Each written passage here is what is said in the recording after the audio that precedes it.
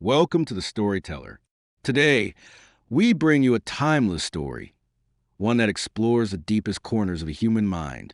A story of crime, guilt, and the search for redemption.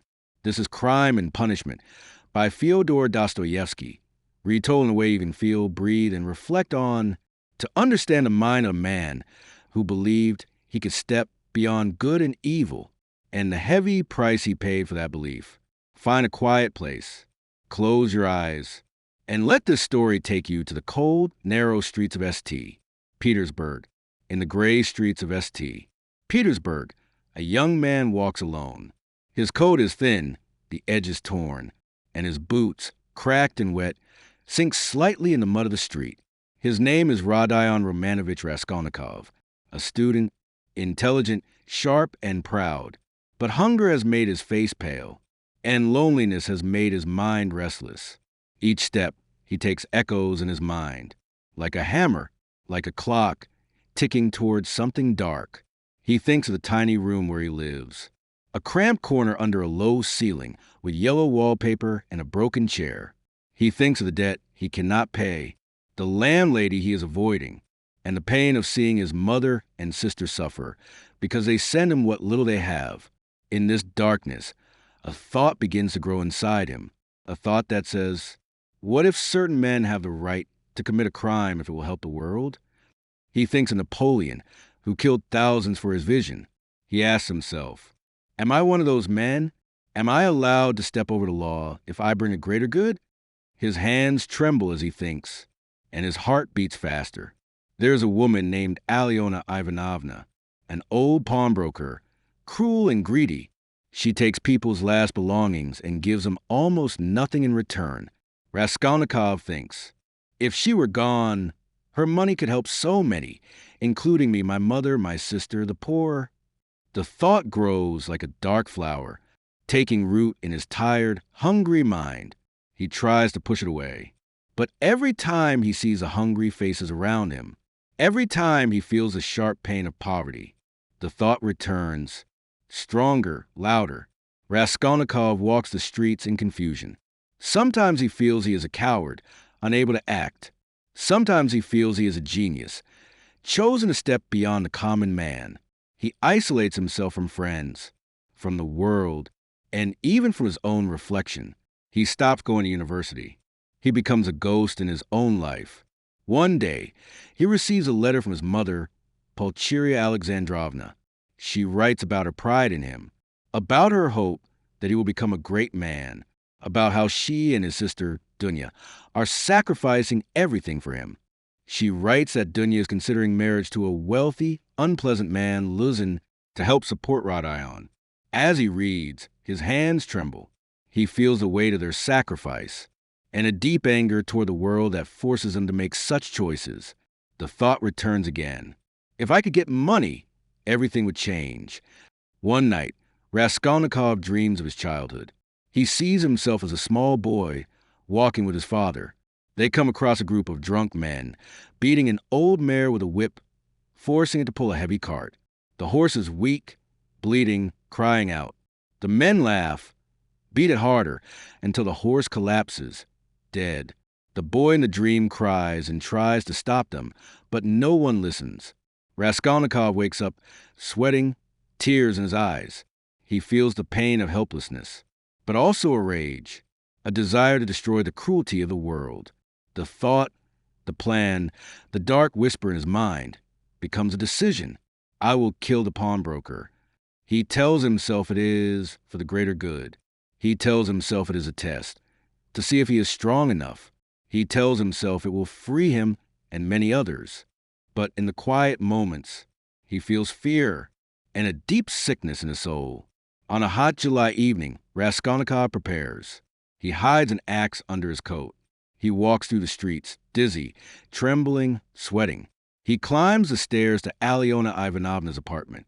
His heart is pounding so loudly he feels it will break his ribs. The old woman opens the door. Raskolnikov hands her a small item to pawn to distract her. As she turns her back, he raises the axe and brings it down. She falls. The room is filled with the smell of blood. He feels the world spin around him. At that moment, Alyona's sister, Lizaveta, enters the room. She sees what has happened, her eyes wide with horror. Before he can think, before he can stop himself, he brings the axe down again. Raskolnikov stands in the silent room, breathing heavily. 2 lives ended. His hands and clothes are stained with blood. The weight of his crime crashes upon him. But he forces himself to search for the money and valuables. But there are noises in the building. Fear grips him. He leaves unnoticed, hiding the stolen items. He returns to his small room and collapses. Raskolnikov falls into a fever. He drifts in and out of consciousness for days. In his fevered dreams, he sees blood, hears screams, feels the cold eyes of Lizaveta staring at him. He wakes, trembling, unsure if he has truly done it or only dreamed it. But the blood on his clothes, the hidden items, and the fear in his heart tell him the truth. He tries to justify himself. I did it for a reason. I am above the common laws. But the guilt, like a poison, begins to spread inside him. Every noise makes him jump. Every knock on the door feels like the police. He walks the streets, delirious, unable to look people in the eyes. He meets old friends, like Razumikin, who tries to help him. Razumikin sees Raskolnikov's sickness, his fear, and offers friendship. But Raskolnikov pushes him away, isolating himself in his torment. Raskolnikov meets Sonia Marmeladov, a young woman forced into prostitution to support her family. She is gentle, kind, and deeply religious. In Sonia's eyes, Raskolnikov sees purity and forgiveness. She becomes a small light in his dark world. He tells Sonia about the murders. Sonia, shocked and heartbroken, does not run away. She cries with him, prays for him, and asks him to confess, to find redemption. The guilt becomes unbearable. Raskolnikov sees the faces of Alyona and Lizaveta in his dreams. He feels their blood on his hands, on his soul.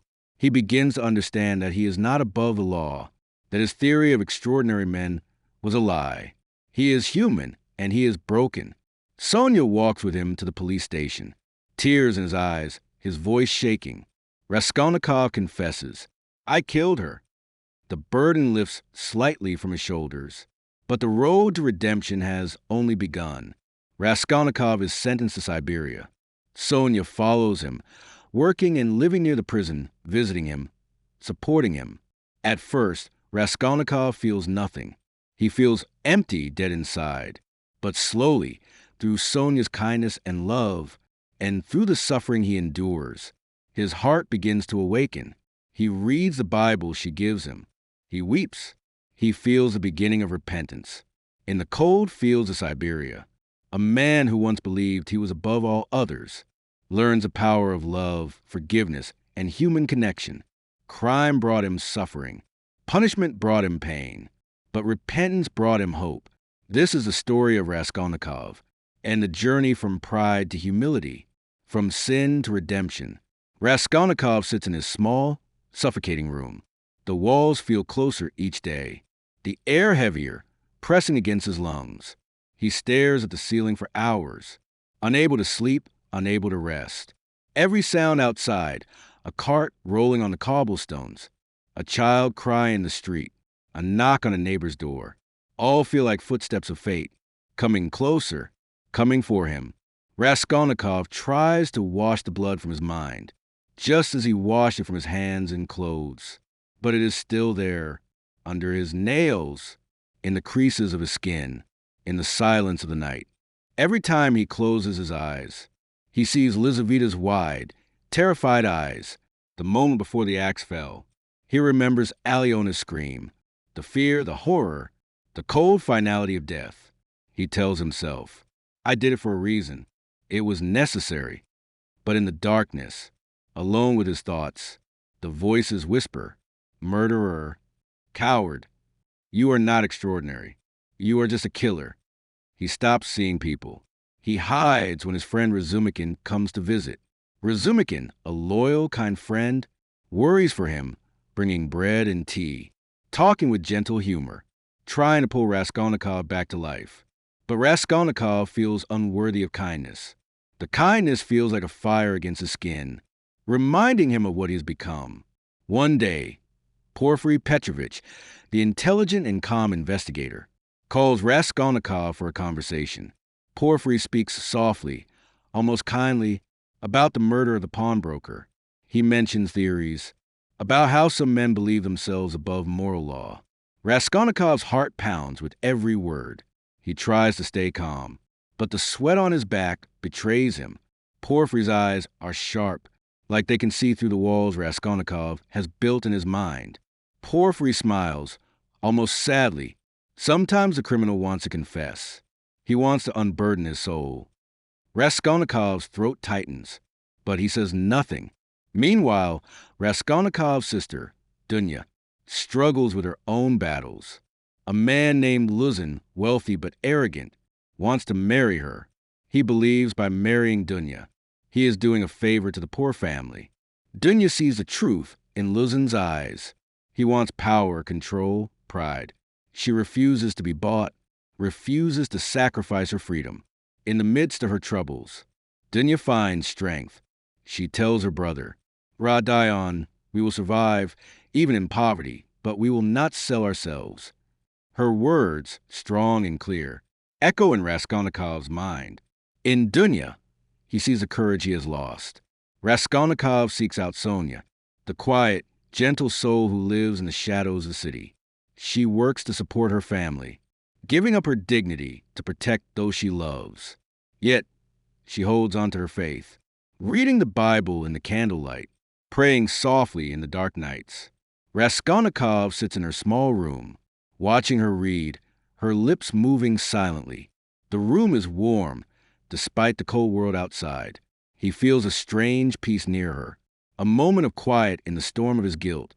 Suddenly, he tells her everything. The words pour out of him like poison, dark and heavy, spilling into the small room. I killed her, Sonia. I killed them. Sonia's eyes fill with tears, but she does not move away. She takes his shaking hands in hers, holding them gently. You must suffer, Radayon. You must atone and you must confess. Only then can you be free. Raskolnikov leaves Sonia's room, walking through the dark streets, her words echoing in his mind. You must confess. You must confess. The city feels different now. Every light in a window feels like an eye watching him. Every face on the street feels like a reflection of his sin. At times, he feels a dark pride. I did it. I am above them all. But the pride is hollow. At night, alone, the fear and the guilt return, stronger than ever. Porfiry calls Raskolnikov again. This time, the investigator is softer, almost fatherly. He tells Raskolnikov that he knows the truth. Confess, Radayon Romanovich. Free yourself. Raskolnikov looks into Porfiry's eyes and sees no hate, only a deep understanding. For the first time, he feels the possibility of forgiveness, but fear still holds him back. Days pass. The burden grows heavier. Sonia comes to him again, pleading, crying. Go to the crossroads, Radayon. Bow down, kiss the earth you have wronged, and confess to the world. That night, Raskolnikov dreams of a world infected with madness, where everyone believes they are right, where blood flows in the streets. He wakes, sweating, gasping for air, and realizes, I must confess. At dawn, Raskolnikov walks through the city, each step heavier than the last. The sky is gray, the air cold, but in his heart, a strange warmth begins to grow. He finds Sonia waiting for him, tears in her eyes. Praying silently, he walks to the police station. He enters, trembling, his voice quiet but clear. It was me. I killed the pawnbroker and her sister. The words, once spoken, lift a weight from his chest. He falls to his knees, weeping. Sonia comes to him, places her hand on his shoulder, and whispers, Now you will live. Raskolnikov is sentenced to 8 years of hard labor in Siberia. The cold winds bite at his skin. The work is heavy, the days long. At first, he feels nothing but emptiness. The other prisoners fear him, calling him cold and strange. But Sonia, the faithful light in his darkness, follows him to Siberia. She lives nearby, visiting him when she can, bringing him small gifts, bread, and the warmth of her smile. She reads to him from the Bible, her soft voice filling the cold prison cell. Slowly, something changes inside Raskolnikov. He begins to see the beauty in small things. The sunrise over the snowy fields, the sound of birds in the early morning, the kindness of Sonia's eyes. One evening, Sonia falls ill. Raskolnikov, panicked, sits by her side. As he watches over her, he feels, for the first time in years, a deep fear of losing someone he loves. He realizes, I need her. I need to live. I need to love. Sonia recovers, and in her recovery, Raskolnikov feels a rebirth within himself. He kneels, praying for the first time, tears streaming down his face. In the cold land of Siberia, among criminals and outcasts, Raskolnikov begins to find peace. He helps others, sharing what little he has. He begins to see himself not as above others, but as a man among men, equal, humble. He reads the Bible Sonia gave him, each word sinking deep into his heart. He still carries the memory of his crime, but now it is a reminder of the path he walked, and the grace he has found. Through suffering, through pain, he finds redemption. This was the story of Rodion Romanovich Raskolnikov, In Crime and Punishment by Fyodor Dostoevsky. A story of pride and fall, of sin and guilt, and of the long, difficult path to redemption. If this story touched your heart, please like, comment, and subscribe to The Storyteller. Share your thoughts below. Do you believe redemption is possible for everyone? What would you have done if you were Raskolnikov? Thank you for joining this journey with us. Stay kind, stay humble, and never lose hope in the light, even in the darkest times. In the cold, misty streets of St. Petersburg, stories unfold quietly, hidden in dark corners. Stories of the poor, the broken, the desperate. Among them walks Raskolnikov, his crime hidden beneath his coat, but burning in his mind. Before his confession, Raskolnikov meets Marmeladov, a drunk, kind-hearted government clerk. Marmeladov speaks of his suffering, of how he spends the family's last coins on alcohol, while his daughter, Sonia, sells herself to feed her siblings. Marmeladov dies in an accident, his blood staining the street, his last breath filled with regret. Raskolnikov, moved by the family's misery, gives them the last of his money for the funeral, feeling for a moment that he has done something good.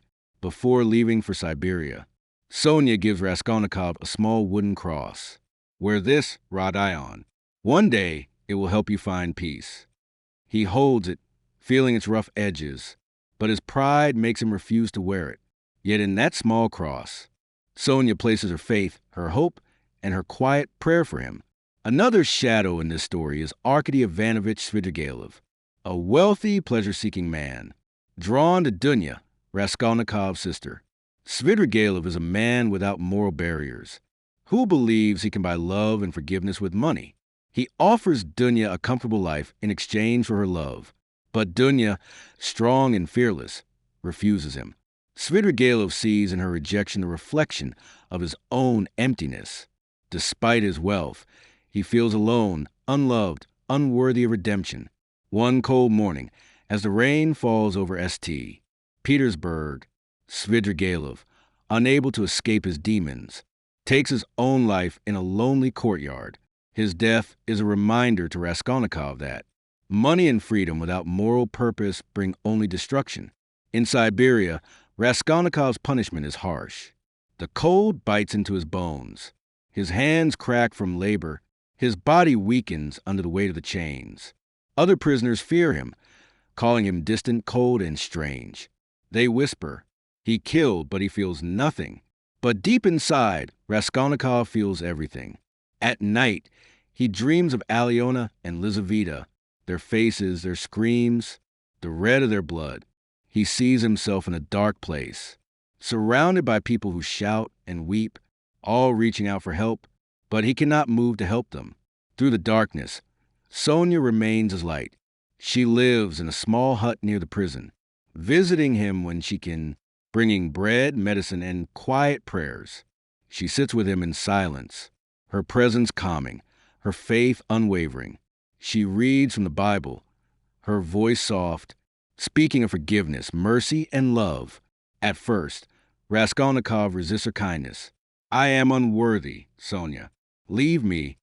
But Sonia only smiles, shaking her head. No, Hojion. We all carry pain, but love can heal us. One night, as Sonia leaves, she turns and says, You are suffering, Radayon, but suffering will cleanse you. Let it change you. Her words echo in his mind, each day becoming clearer, like dawn breaking after a long night. At first, Raskolnikov's suffering feels like torture, but slowly it becomes something else. He begins to notice the small kindnesses around him.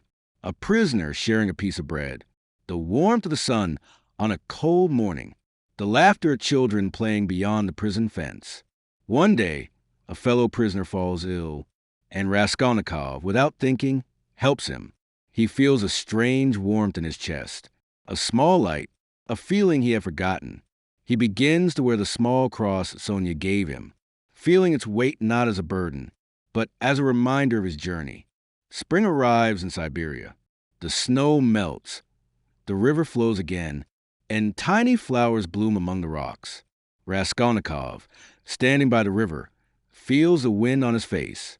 For the first time in years, he feels alive. He kneels, tears in his eyes, whispering a prayer not for forgiveness, but for the strength to change. Sonia, seeing him, smiles with tears in her eyes. Now, Radayon, you are truly free. Raskolnikov knows that his past will always be a part of him, but now he understands that he can choose what kind of man he will become. His suffering has not destroyed him. It has transformed him. Crime brings punishment, he thinks, but through punishment, the soul can be reborn. In Sonia's eyes, he sees hope. In his suffering, he finds purpose, and in his repentance, he finds peace. Dear listener, this is the end of our journey through Crime and Punishment by Fyodor Dostoevsky. It is a story of sin and guilt, but also of redemption, love, and the quiet power of forgiveness.